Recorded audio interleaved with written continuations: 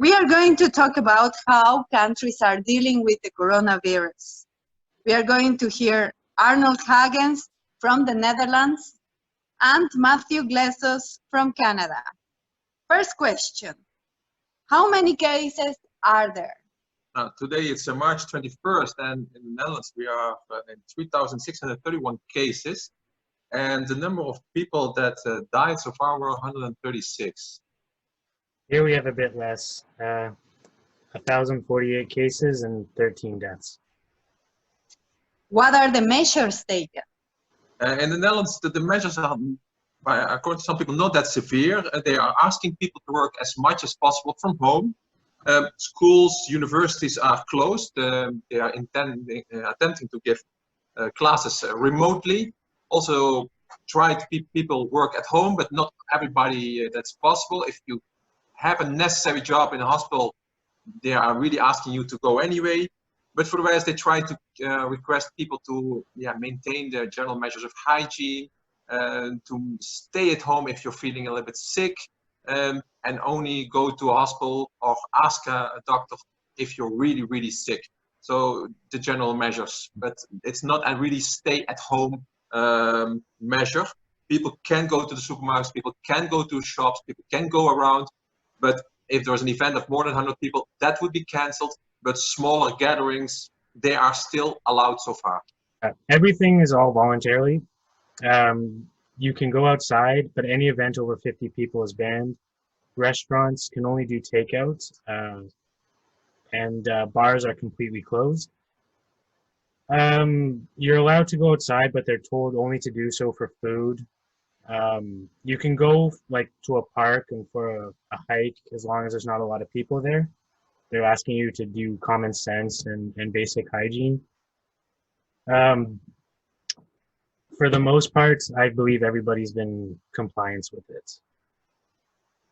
And they've also been asking, don't go to the doctor if you have like a small medical issue. Only go for major issues.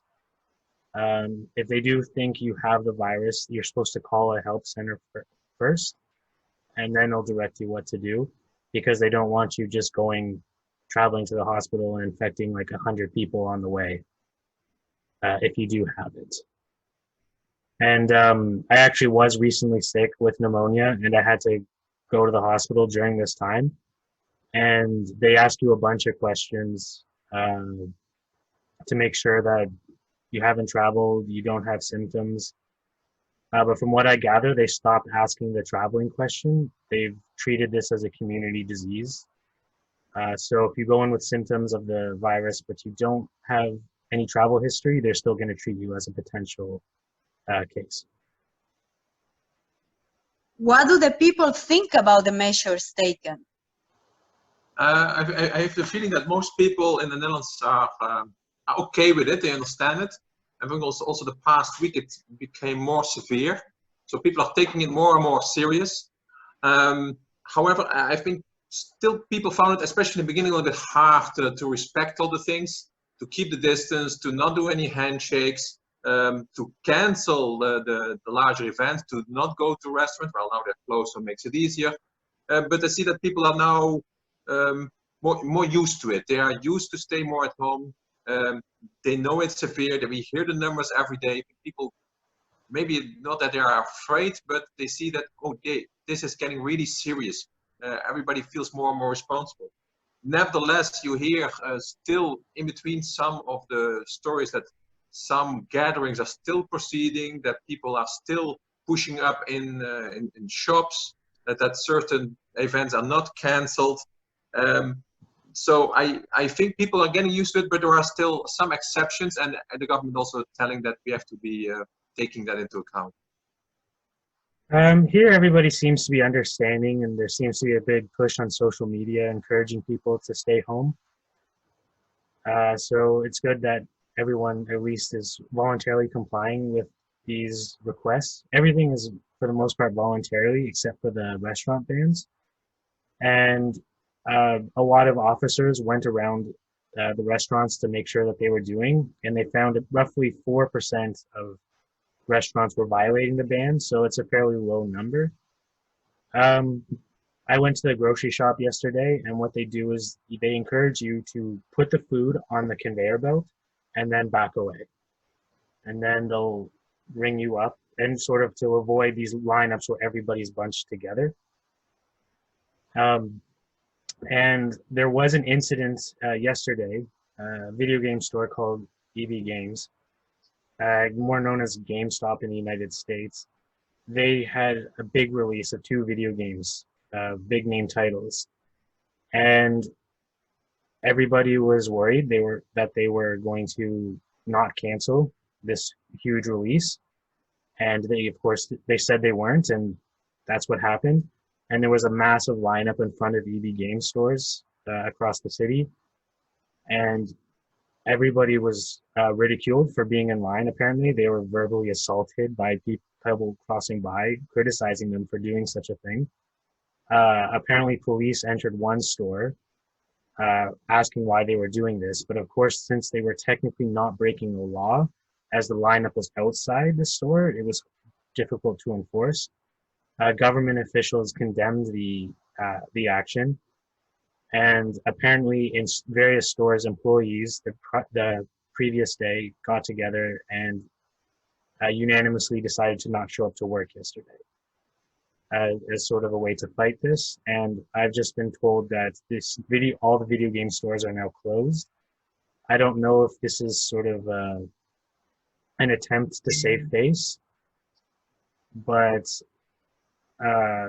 or if this is imposed like as a penalty. But that's sort of an example of an incident of people not complying. But for the most part, I think people are complying.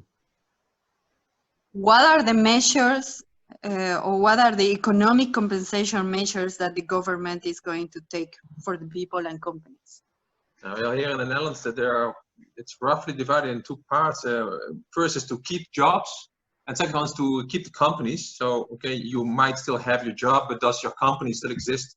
On the other hand, will you still have a job, or will you have income? So one of the ones that they took immediately is when they closed actually a lot of restaurants, bars, cafes.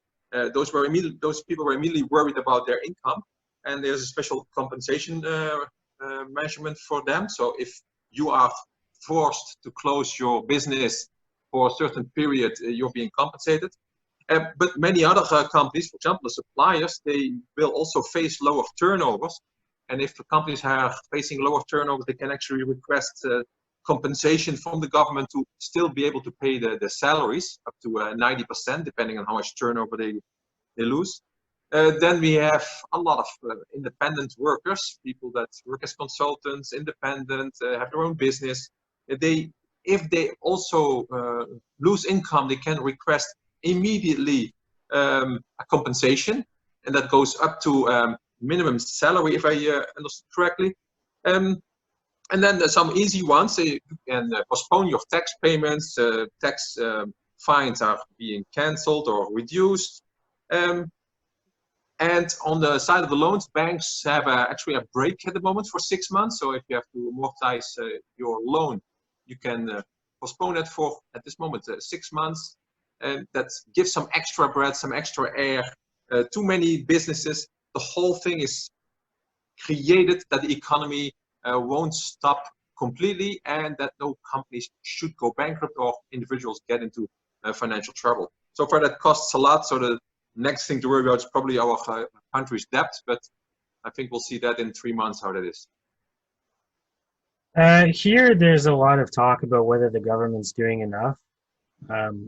So for the most part, everyone who can work from home needs to work from home, but that's not an option for a lot of people. And for those that work, especially in the service industry or the like hotel industry, they either are out of work temporarily due to the closure of their place of business, or due to reduced number of business being conducted. And so right now they're encouraged to apply for unemployment.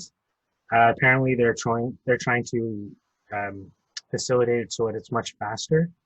the Prime Minister said about 500,000 Canadians applied for unemployment the last week. They're also trying to encourage major businesses to continue to pay employees even if they're not showing up for work. They're offering a 10% subsidy of their salaries, and they're trying to facilitate and making it easier to provide loans for small and medium-sized businesses that might not be able to afford, such a couple months of no business. There's been a lot of push from major corporations to just, take one for the team and to just pay their employees anyways. A lot of hockey teams here, with the National Hockey League canceling the season, are paying their employees anyways. And there's a lot of social ridicule for the ones that are not, especially since these are teams that pay multi-million-dollar salaries to athletes. And yet they can't afford to pay like a $15 an hour salary for a temporary part-time worker who's now missing income. And so on top of the government, there's a lot of public push for these companies to do more. Okay, thank you very much. That was our vision of 2 countries on the coronavirus. Yeah. Bye-bye.